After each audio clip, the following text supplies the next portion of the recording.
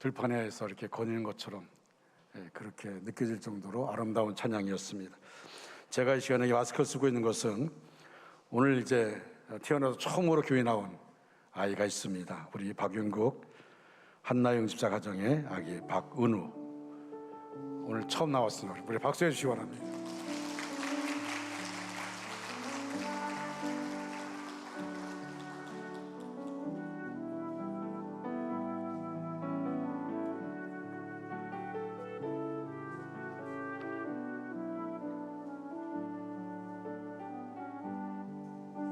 기도하겠습니다. 거룩하시고 자비로우신 하나님, 이 귀한 아이를 축복하여 주옵소서. 태어나 오늘 처음 교회 나왔습니다. 이 아이를 양육할 때 부모에게 믿음의 믿음을 더하여 주시고, 이 아이를 양육할 때 부족함이 없도록 인도해주시고, 이 아이가 자라남을 통하여 하나님과 사람들에게 사랑받으며 은총과 귀중히 여김을 받게 하여 주옵소서. 건강과 지혜로 함께하여 주시옵소서. 평생 하나님을 떠나지 않게 하여 주시고, 어떤 어려움이 있달지라도 하나님의 품에 품어 주옵소서. 이 아이가 믿음의 부모 가운데서 행복해야 할 수 있게 하시고, 원주중앙교 귀한 일꾼으로 성장할 수 있도록 인도하여 주옵소서. 예수님의 이름으로 간절히 축복하며 기도드리옵나이다. 아멘.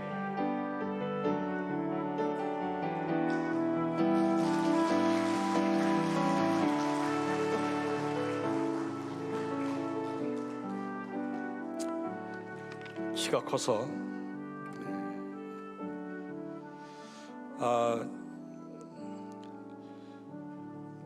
성지순례가 이제 다음 주일이 마감이라고 했는데, 여러분 가운데 이렇게 신청하고 혹시 무슨 일이 있을까봐 신청을 주저하는 분들이 있는데, 여러분들 주저하지 마시고 신청하시기 바랍니다. 저도 마음에 기도하고 있어요.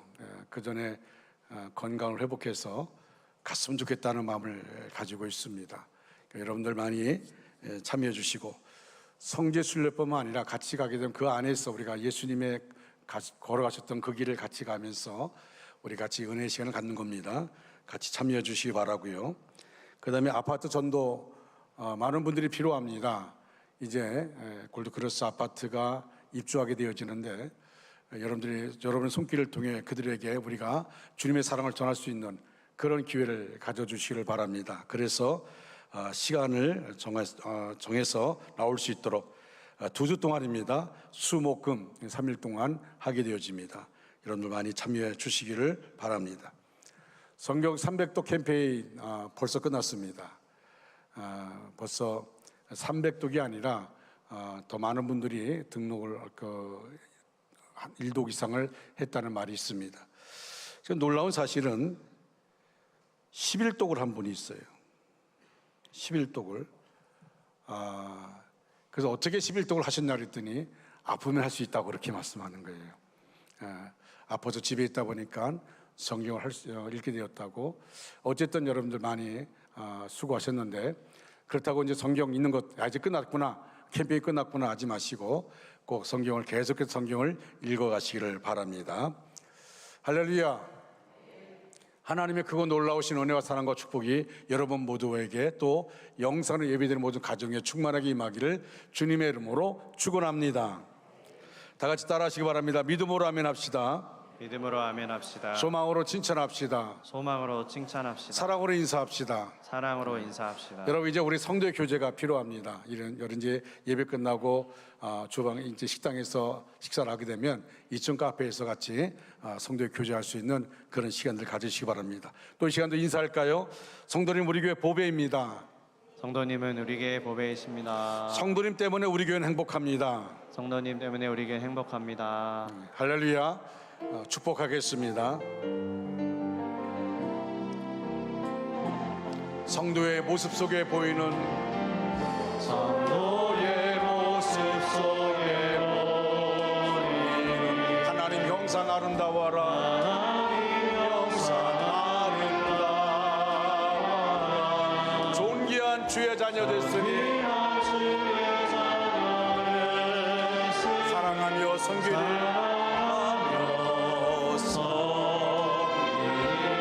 우리의 모임 중에 임하신 우리의 모임 중에 임하신 영광 아름다워라.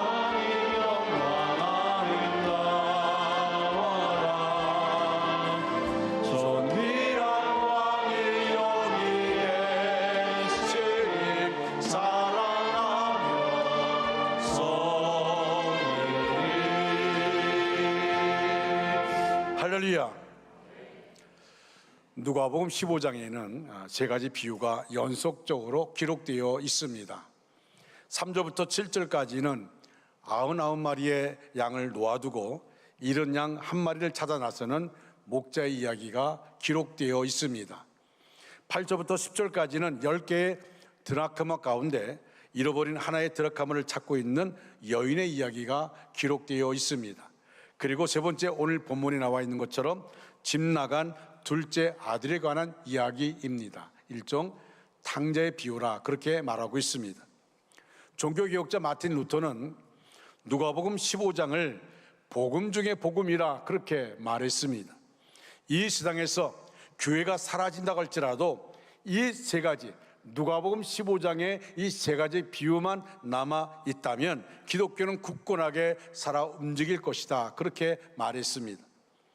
역사상 많은 크리스찬 화가들이 돌아온 탕자를 소재로 그림을 그렸습니다. 그 가운데 가장 유명한 그림이 렘브란트의 탕자의 귀향입니다. 높이 3m, 넓이 2m 크기로 그린 수채화인데 아버지와 아들의 만남의 장면이 아주 인상적입니다. 이 그림의 영감을 얻은 헨리 나우에는 탕자의 귀향이라는 책을 저술했습니다. 이 책에서 나우에는 이 그림을 다음같이 해설하고 있습니다. 첫째로 아버지의 시선입니다. 매일같이 아들이 돌아올 그 길을 뚫어지게 바라보다 눈이 직물로 멀게 된 아버지의 눈은 초점이 없습니다.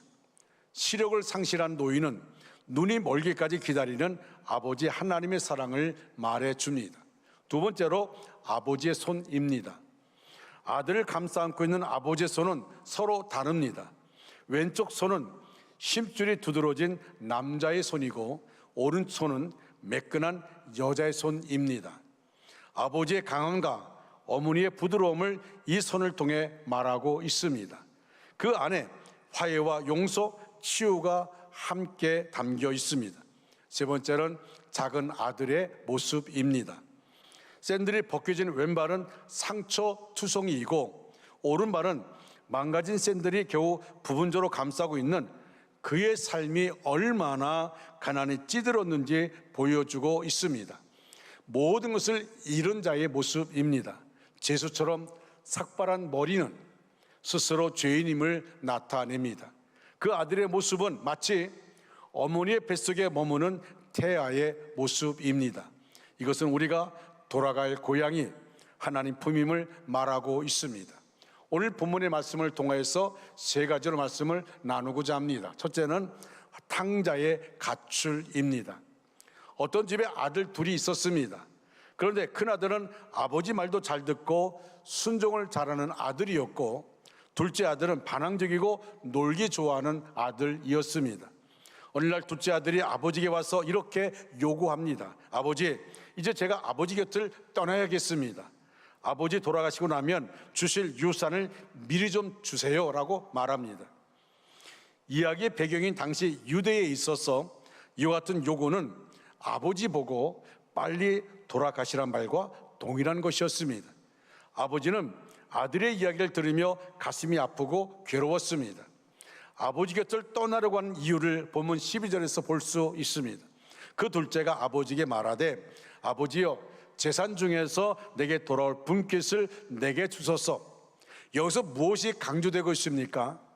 반복되는 단어가 아니겠습니까? 내게. 여러분 오늘 말씀 가운데 우리가 내게 돌아올 분깃을 내게 주소서라고 말합니다. 내게 달라는 것입니다. 마음대로 한번 살아보겠다는 의식이 가득합니다. 그런 그에게 아버지의 사랑도 가정도 필요 없는 것입니다. 지금 아들에게는 아버지와 함께하겠다는 마음이 전혀 없습니다. 형도 있습니다. 형과 함께하겠다는 마음 전혀 없습니다. 그냥 자기 스스로 자기 멋대로 한번 살아보겠다는 것입니다. 그런 여러분, 정말 매정한 아버지의 사랑도 가정도 필요 없는 이 아들, 그런 아버지는 둘째 아들의 간청에 못 이겨서 그에게 재산을 미리 떼어 주었습니다. 아버지로부터 거액을 유산으로 건네받은 둘째 아들은 며칠이 못 되어서 그 돈을 가지고 집을 떠났습니다. 여러분, 오늘 본문에 13절로 14절 우리 한번 다 같이 읽겠습니다. 그 며칠이 안 되어 둘째 아들이 재물을 다 모아가지고 먼 나라에 가 거기서 허랑방탕하여 그 재산을 낭비하더니 다 없앤 후 그 나라에 크게 흉년이 들어 그가 비로소 궁핍한지라. 아멘. 자, 둘째 아들이 먼 나라에 가서 장사에 큰 돈을 벌겠다는 그런 꿈을 안고 아버지와 고향집을 떠났지만 그의 꿈과 기대는 완전히 수포로 돌아가고 말았습니다. 둘째 아들이 실패한 원인은 많은 돈을 가지고 고향집을 떠났지만 허랑방탕했기 때문입니다. 둘째 아들은 아버지와 형을 떠나서 자기만의 인생을 살게 됐다는 환상에 빠졌습니다. 그는 자신의 사업을 위하여 많은 사람을 만났습니다. 그리고 그가 의지하고 믿었던 사람들, 그 많은 사람이 이 청년이 거액의 돈을 가지고 있으니까 어쨌든 그 거액의 돈을 좀 빼앗고자 하는 마음을 가지고 그 재산을 빼앗기 위해서 그에게 술을 마시기도 하고 마시게 하기도 하고 예쁜 여들과 쾌락에 빠지게 그렇게 조장했습니다. 또 사람들이 둘째 아들에게 많은 돈을 벌 수 있다고 하면서 그 사업을 소개하고 그 사업에 투자하도록 그렇게 권유했습니다. 둘째 아들은 그들의 말을 듣고 아버지에게 받은 재산을 모두 투자했습니다. 자신의 모은 돈을 투자한 둘째 아들은 인생을 즐기며 활락가에서 술을 마시며 음탕한 여인들과 쾌락을 즐기며 살았습니다. 한마디로 허랑방탕한 세월을 보냈습니다. 그러다가 그는 재산을 다 탕진하고 알거지가 되었습니다. 그는 그제야 자기가 속았다는 생각을 하게 되었고 자신의 쾌락에 빠져서 인생을 망쳤다는 것을 깨닫게 되었습니다. 그가 부자일 때 사람들이 그를 보고 머리를 숙였는데 그가 망하자 아무도 그에게 머리를 숙이지 않았고 남녀진 그를 보고 사람들은 손가락질하며 비웃었습니다. 자신과 쾌락을 죽이던 활락가의 여자들도 무일푼 그를 돌아보지도 않았습니다. 그는 드디어 하루에 세 끼를 먹을 돈이 없어서 배가 고픈데 굶주림을 해결할 방법도 찾을 수 없었습니다. 또한 그 지역에 흉년에 들어서 얻어 먹을 데가 없었습니다.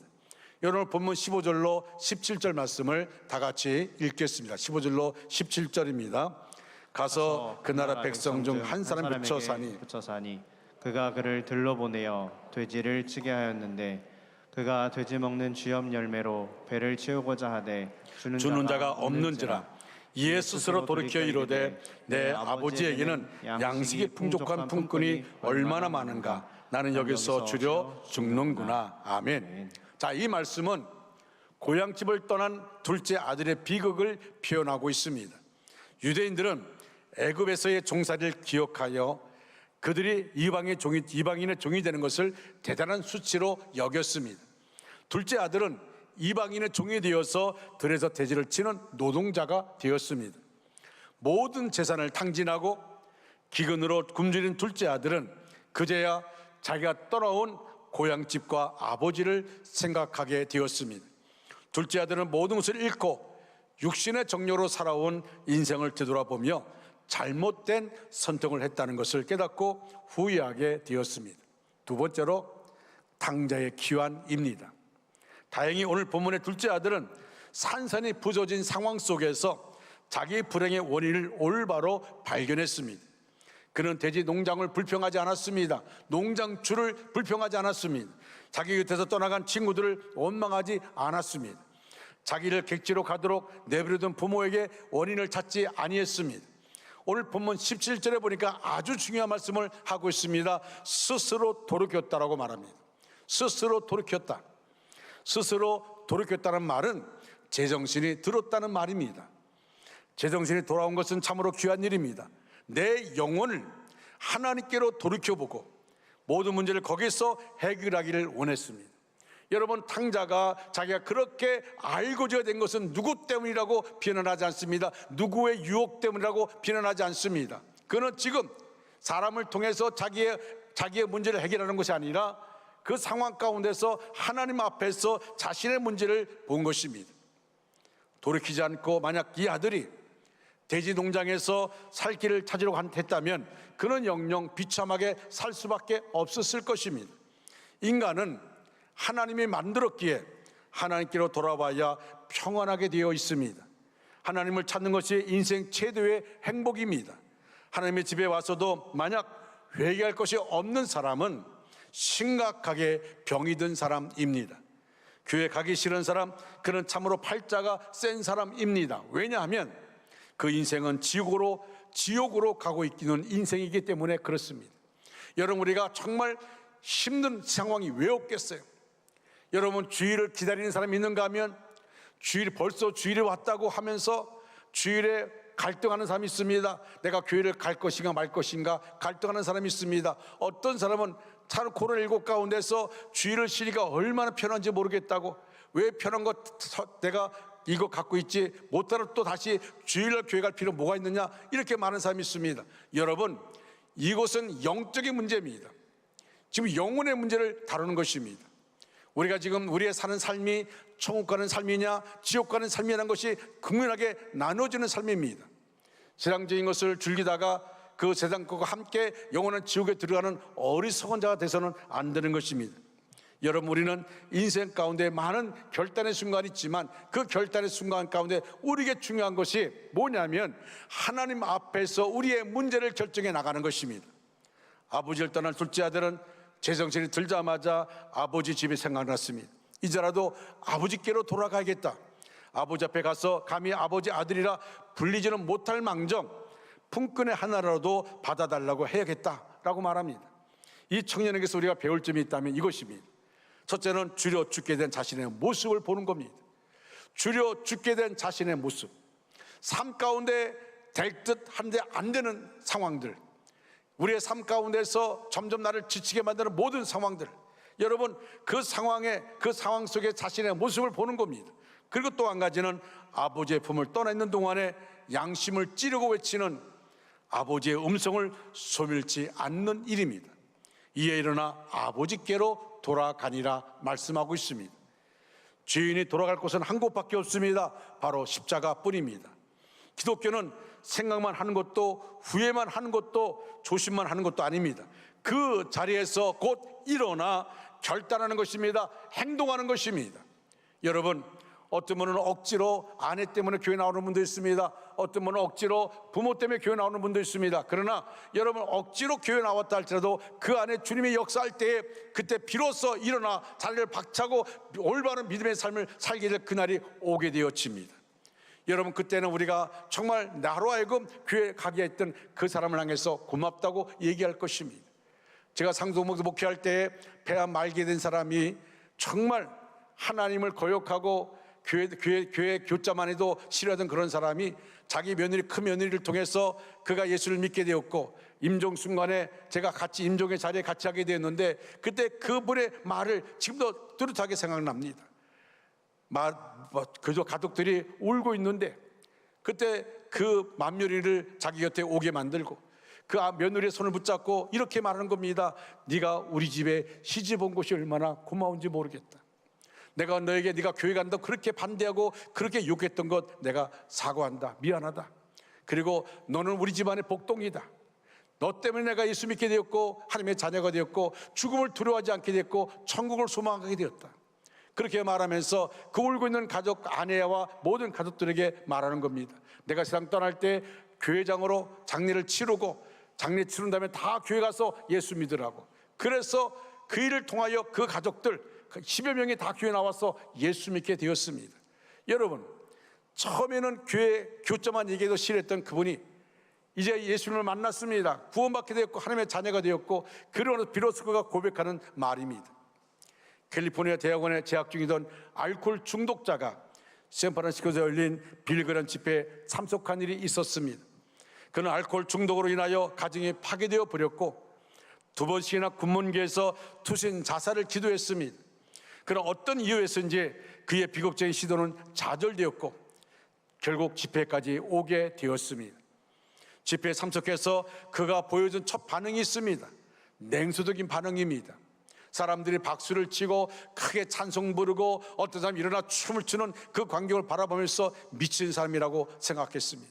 그는 그 집회에 참석했지만 그 집회에서 은혜를 받고자 하는 것이 아니라 그 집회를 구경하는 사람처럼 바라봤습니다. 그러다 보니까 냉소적일 수밖에 없었습니다. 예배 순서가 진행되는 동안 계속 그는 그런 모습으로 앉아 있었습니다. 이었고 헌금 시간 되어서 앞에서부터 헌금 바구니가 전달되자 그는 속으로 정말 웃기는 짓이라고 그렇게 생각했습니다. 그날 빌그라 목사님이 말씀을 전하는데 그 말씀 전하는 핵심이 뭐냐면, 사람이 만일 온 천을 얻고도 제 목숨을 잃으면 무엇이 유익하리요? 사람이 무엇을 주고 그 목숨을 바꾸겠느냐? 이 말씀을 가지고 빌그라 목사님 말씀을 전하는데 처음에는 냉소적으로 말씀을 듣고 있다가 어느 순간부터 마음속에 그 말씀이 꽂히기 시작했습니다. 그날 집회 중에 놀라운 기적이 일어났습니다. 바로 그 알코올 중독자가 죄를 뉘우치고 기쁜 마음으로 회개하는 시간을 가졌습니다. 그리고 주 앞에 나가서 나 이제 예수 믿기로 작정했습니다 라고 눈물 흘리면서 그렇게 고백했습니다. 또한 알코올 중독으로부터도 완전히 벗어나게 되었습니다. 훗날 그는 그때 일에 대해서 다음과 같이 고백했습니다. 그날 밤 저는 하나님과 화해했습니다. 그날 밤 저는 하나님과 화해했습니다. 그때까지 저는 제 인생에서 어떤 변화가 가능하리라고 꿈조차 꾸지 않았습니다. 내 인생 가운데 어떤 변화가 있을 것이라 꿈조차 꾸지 않았습니다. 우리 가족도 다 똑같습니다. 나에 대해서 기대하지 않았습니다. 이미 나에 대해서 다 절망하고 있었습니다. 그런데 내가 그날 그 시간에 내 인생에 진정한 변화가 일어났고 하나님과 화해하게 되었고 그 일들로 말미암아 우리 가정이 하나가 되었습니다. 매일 함께 예배하고 기도하는 기쁨의 생활을 가족들과 함께 누리고 있습니다. 여러분, 오늘 본문에서 둘째 아들이 탕자로 불릴 수밖에 없었던 이유는 아버지를 떠났기 때문입니다. 아버지의 재산을 낭비하고 허랑방탕에 쓴 것도 잘못이지만 가장 큰 잘못은 아버지를 떠나 자기 마음대로 살았다는 것입니다. 그런 아들이 잘한 것이 있다면 뭡니까? 아버지 집으로 돌아온 것입니다. 할렐루야. 우리도 하나님께로 돌아가야만 진정한 은혜와 행복을 얻을 수가 있습니다. 세 번째로 아버지의 사랑입니다. 이 아버지는 탕자를 여전히 아들로 여기고 모든 것을 다시 회복시켜준 아버지였습니다. 아들은 이미 자기가 주인임을 알고 있었습니다. 그러니 나는 아들의 자격이 없습니다. 나를 품꾼의 하나로 써달라고 말합니다. 그러나 아버지는 이 아들을 여전히 아들로 기억하고 있었습니다. 오늘 본문 24절에 이 아들을 품꾼의 하나로 여기지 않았습니다. 사람에게는 기억이라는 것이 있습니다. 기억은 경험으로 형성됩니다. 주로 극단적인 감정의 경험을 겪고 나면 기억으로 오래 남습니다. 이 기억에 따라 사람을 대하기도 하고 일을 풀어가기도 합니다. 그렇다면 아버지 속에 남겨진 아들에 대한 기억은 어땠을까요? 여러분, 대부분의 아버지들은 이런 아들 앞에 어떤 마음을 가졌을까요? 아버지를 떠나기 전에도 아들은 아버지의 기억 속에 죽은 아들, 너는 이제 우리 집안 아들이 아니다. 넌 이미 나에게 죽은 아들이다. 또는 아버지를 떠날 때도 아버지 가슴에 못을 박은 아들 아닙니까? 기억 속에 용납할 수 없는 아들이 아닙니까? 그러나 오늘 본문의 아버지는 그렇지 않습니다. 이 아들의 죄와 허물을 따라 기억하고 있지 않습니다. 이 아들이 그렇게 떠났던 거 기억하지 않습니다. 여전히 재산 다 탕진하고 그리고 알고 제대로 돌아온 거 기억하지 않습니다. 여전히 아버지 마음속에는 이 아들은 그냥 아들로 자리 잡고 있습니다. 둘째 아들이 돌아왔을 때 둘째 아들을 여전히 도움이 필요한 존재, 여전히 인도가 필요한 존재, 여전히 사랑받을 만한 존재로 그리고 상속자로 인정해 주었습니다. 그래서 신발을 시켜줬습니다. 가장 좋은 옷을 갈아입혔습니다. 그리고 손에 가락지를 끼워줬습니다. 아들로서 위치를 회복시켜 주어서 다시 시작하게 합니다. 우리에게 더 주목해야 할 사실이 있습니다. 둘째 아들은 왜 이렇게 살았을까요? 둘째 아들은 왜 이렇게 살았을까요? 여러분, 둘째 아들의 머릿속에 있던 행복에 대한 정의는 어떤 것일까요? 이 아들이 마음속에 간직한 행복이란 정의, 그는 물질이 풍성하면 행복할 것으로 생각했습니다. 아버지를 떠나면 행복할 것으로 생각했습니다. 아들로서 아버지의 사랑이 필요하다는 사실을 잊고 있었습니다. 가족의 따뜻한 사랑을 그는 잊어버렸습니다. 아버지의 인도함과 가르침, 사랑에 필요한 존재라는 것을 잊어버렸습니다. 물질만 있으면 된다고 생각했기 때문에 사랑보다도 물질만 요구하고 나갔던 것입니다. 또 인생의 행복은 자기가 마음먹은 대로 할 때 얻을 수 있으리라 생각했습니다. 사랑하는 성도 여러분, 우리가 하고 싶은 일이 좌절될 때 참 많이 괴롭습니다. 뭔가를 이루고자 할 때 이룰 것 같으면 안 될 때 정말 마음이 괴롭고 그리고 지쳐갑니다. 어떻게 보면 마음 먹은 대로 할 수 있다는 것, 그것은 행복의 기초인지도 모릅니다. 그래서 권력을 잡으려고 하고 돈을 가지려 합니다. 마음대로 하기 위해서 지식을 쌓습니다. 그러나 권세를 가지면 마음대로 살 수 있을 것 같아서 권세를 누렸던 사람들, 그들은 지금 역사의 한 모퉁이에 전락해 버리지 않았습니까? 그뿐만 아니라 둘째 아들은 즐기는 것이 인생의 행복이라고 생각했습니다. 둘째 아들은 행복하고 기쁘게 살기 위해서 허랑방탕한 인생을 살았습니다. 하지만 그 마지막이 어땠습니까? 야망도 젊음도 있었기에 자기 마음 먹은 대로 될 것으로 생각했지만 결국 아들의 행복은 어디에서 찾을 수 있었습니까? 돈을 다시 주면 행복해질까요? 마음대로 할 수 있으면 다시 행복해질까요? 마음껏 쾌락 속에 살면 행복해질까요? 아들의 행복은 아버지 안에 있습니다. 아버지 안에 그의 행복이 있었습니다. 아버지 안에 그의 쉼이 있었습니다. 아버지 안에 그의 미래가 있었습니다. 아버지의 사랑이 필요했습니다. 아버지의 존재가 필요하다는 것을 이전에는 몰랐던 것입니다. 사랑하는 성도 여러분, 이 둘째 아들을 통해서 오늘 나 자신을 발견할 수는 없습니까? 내가 살아온 인생의 한 진실이 담겨 있지 않습니까? 한때 푸르른 꿈, 야망이 있었습니다. 물질도 있었습니다. 마음 먹은 것을 할 수 있는 의욕도 있었습니다. 즐거움을 쫓아가기도 했습니다. 그렇게 한동안 마음대로 되는 것 같았습니다. 그러나 그 결과가 지금 내가 진정 바라던 모습과는 영 다르다면 당자 속에서 우리 자신을 쉽게 발견할 수 있을 것입니다. 여러분, 이러한 인생을 어떻게 바꿀 수 있을까요? 우리가 가야 할 곳은 바로 탕자가 돌아갔던 아버지 품입니다. 성경은 이 아버지를 하나님이라고 말하고 있습니다. 하나님 우리 마음을 강제로 열어 젖히지 않습니다. 우리가 굳게 닫고 있는 그 문을 강제로 열지 않습니다. 여러분, 요한계시록 3장 20절에 내가 문 밖에서 문을 두드리노니 하는 말씀이 있습니다. 그런데 그 문에는 문고리가 없습니다. 두드리기만 합니다. 그 문을 열 수 있는 것은 그 안에 있는 사람입니다. 예수님은 지금도 우리의 마음의 문을 두드리고 있습니다. 억지로 우리의 문을 열어 제치지 않습니다. 우리의 마음 문을 억지로 열어 제치지 않습니다. 하나님도 마찬가지입니다. 억지로 우리의 마음을 열어 제치지 않습니다. 나에게 와서 나를 아버지로 믿어, 이렇게 강요하지 않습니다.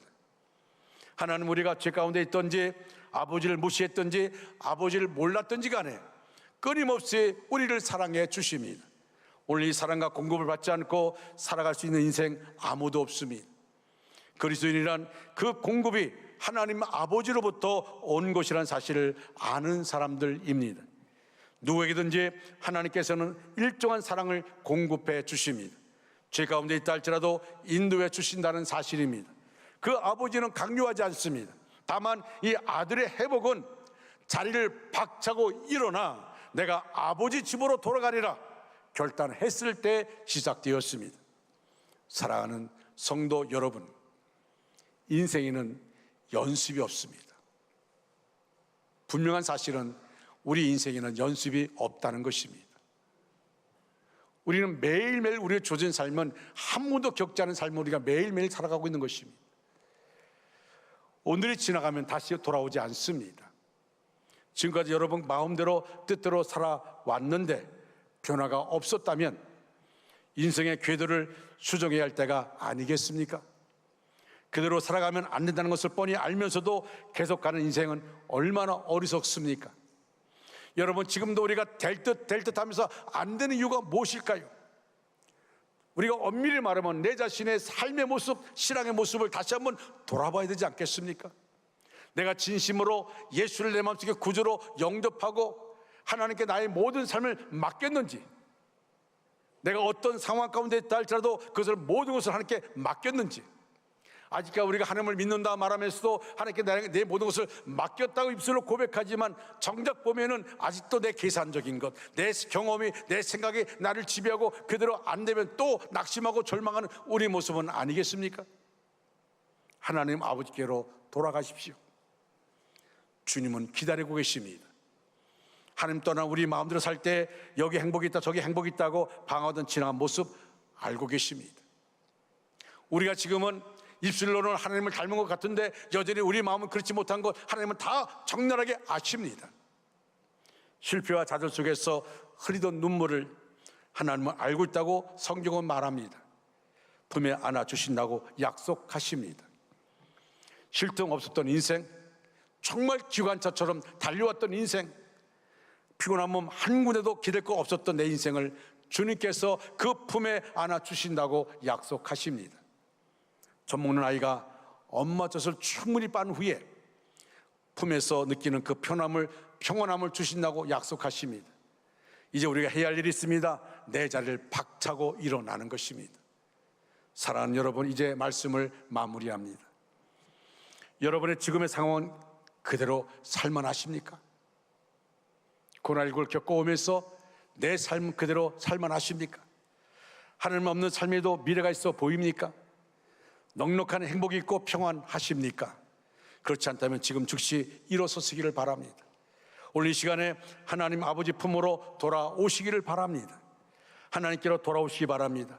하나님께 돌아오면 내가 미처 몰랐던 너무 좋으신 하나님을 찾게 되고 하나님의 자신의 신분을 되찾게 되고 풍요와 평안과 안식을 찾게 됩니다. 지금 하나님을 아버지라 부르고 돌아오시기를 바랍니다. 하나님을 아버지로, 예수님을 나의 구주로 믿으면 죄 사함과 날마다 돌보심과 영생을 얻게 됩니다. 아버지 품에서 사는 행복을 누리시기를 바랍니다. 회개하고 돌아와서 이 놀라운 축복 속에 거하는 하나님의 자녀 되어지는 저와 여러분 되시기를 주님의 이름으로 축원합니다. 다 같이 일어나셔서 찬양하겠습니다.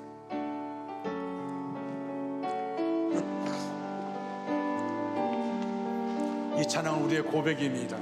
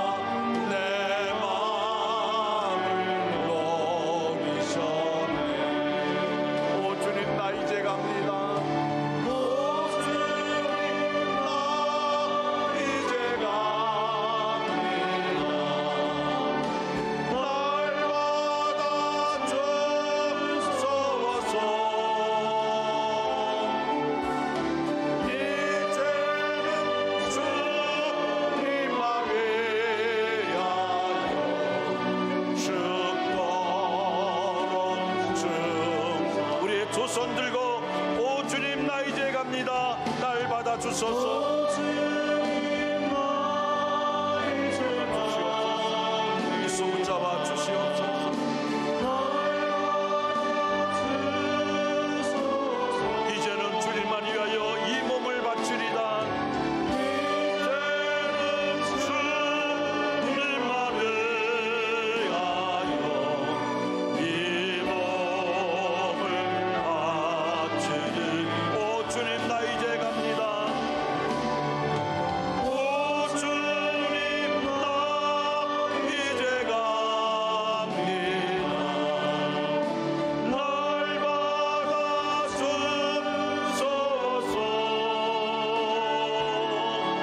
이제는 주님만 위하여 주님만을 이 생명 바치리다. 이 생명 바치리. 오 주님 나 이제 갑니다. 오 주님 나 이제 갑니다. 날 받아주소서.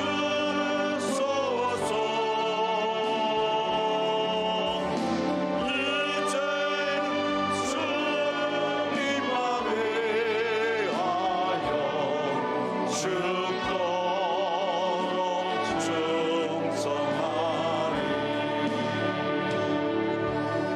하나님 아버지, 우리가 두 손을 높이 들었습니다. 이 손을 붙잡아 주시옵소서. 우리를 받아 주시옵시고 아버지 품 안에서 참된 평안을 누리는 우리 모두가 되게 하여 주시옵소서. 스스로 돌이켜 아버지 앞에 나가는 우리 모두가 되게 하여 주시옵소서. 지금은 우리 구주 예수 그리스도의 은혜와 하나님 아버지 극진하신 사랑하심과 성령님의 감동 내주 위로 충만 역사하심이 우리 전체 위에, 우리의 가정과 생업과 사업과 학업 위에, 원주 땅과 대한민국 위에, 세계 도처에 목숨 걸고 복음을 전하는 선교사들 위에 이제로부터 영원토록 함께 하시기를 간절히 축원하옵나이다. 아멘.